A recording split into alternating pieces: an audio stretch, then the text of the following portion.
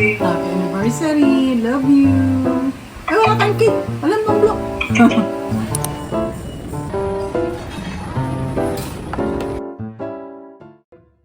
Hi everyone! Come and join us as we celebrate our wedding anniversary.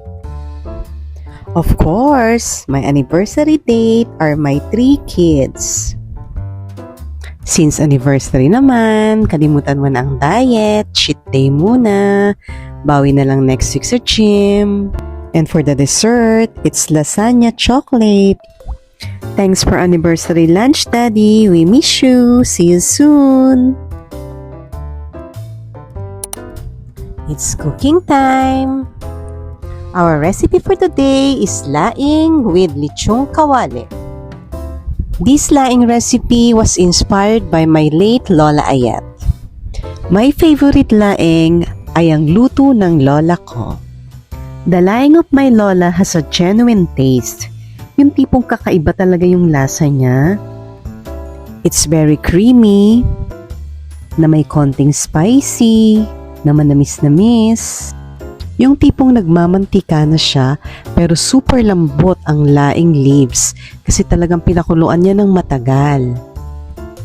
So every time may birthday or special occasion, lagi siyang may handang laing. At lagi siyang may pabaon o take home na laing for us. Kasi mas lalo pa siyang sumasarap kapag i-reheat mo na. Grabe, ang sarap talaga. It's truly one of a kind. It's our family's favorite dish. Sadly, I never had the chance to learn her secret recipe. So I just created my own version of laing, inspired by my beloved Lola Ayat. A dish that will always remind me of her passion and love for cooking special homemade foods.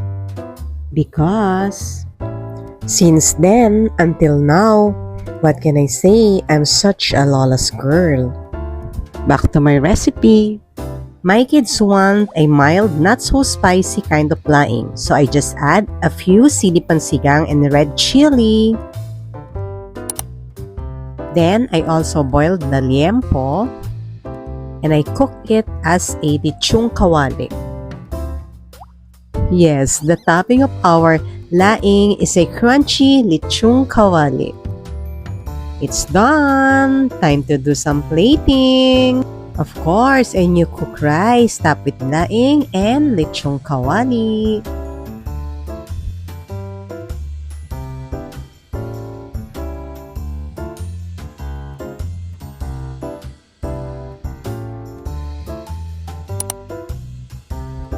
Laing with lechong kawali.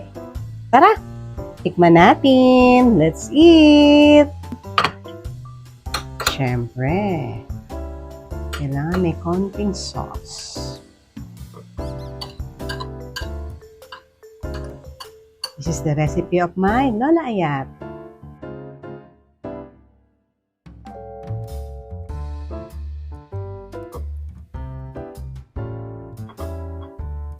Ang crunchy ng lechong kawali.